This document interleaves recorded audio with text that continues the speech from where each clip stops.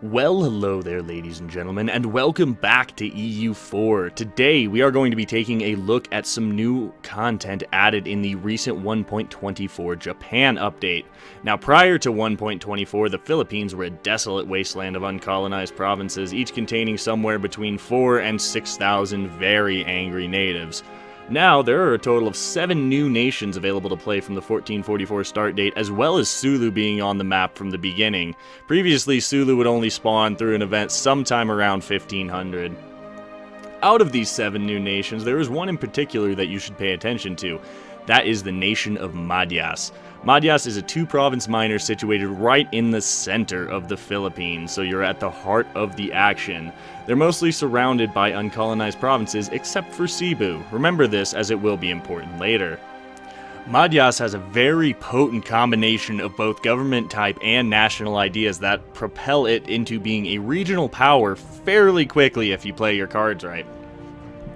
First, we will talk about their government type, as it is rather unique to the area. Madyas is one of, if not the only nation outside of Europe with a republic government at the 1444 start date. What makes this even more potent is the fact that they are also a Hindu nation, meaning that every time you elect a new monarch, you may switch your deity as well. This can prove extremely useful as the Hindu deities offer some of the better religious bonuses in the game, giving you a significant leg up over your neighbors that do not have the ability to switch deities every 4 years potentially. The one downside of having a republic government type is the -50 maximum absolutism penalty you get. This means that up until the age of absolutism, you will have a much easier time expanding due to your far superior monarch point generation in the first 2 ages.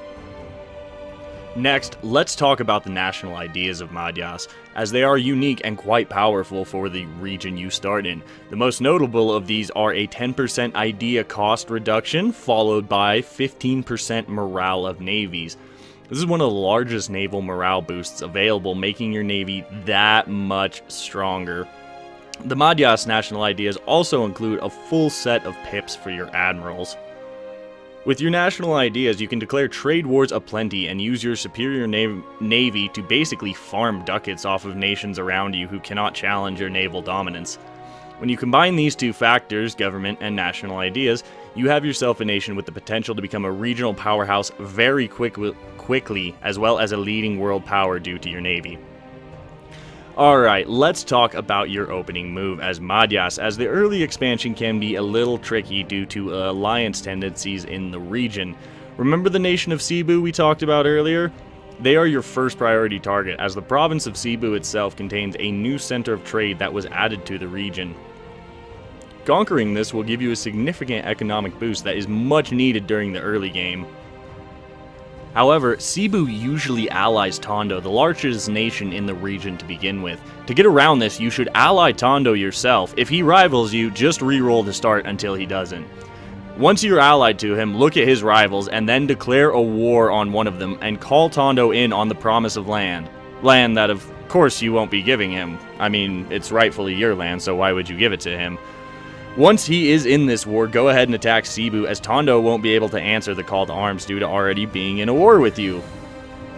Due to your large starting navy, you should be able to separate any other allies that Cebu may have gained by blocking the Straits of the Philippines with your navy or blockading the islands. This will allow for a fairly quick war. From there on, you want to focus on the south and consolidate your power until you are ready to take on Tondo. You will have to become a Ming tributary first, though, as Tondo starts out as a Ming tributary themselves. Once you control the whole of the Philippines, your doors to expansion are wide open. You have the Malacca trade node to the south, which basically is an in node with as many things that funnel into it. You have the vast unclaimed lands of the New World to the east, and plenty of island hopping to do along the way. So guys, this is where we are going to wrap this video up. A little shorter than usual, I know, but I hope you guys have enjoyed. So to that end, if you have enjoyed, please do remember to drop a like down below, as it really does help the channel, and subscribe for more EU4 content in the future. My name's Ori. I hope you guys have a fantastic day, a Merry Christmas, and a Happy New Year. We'll catch you in the next one.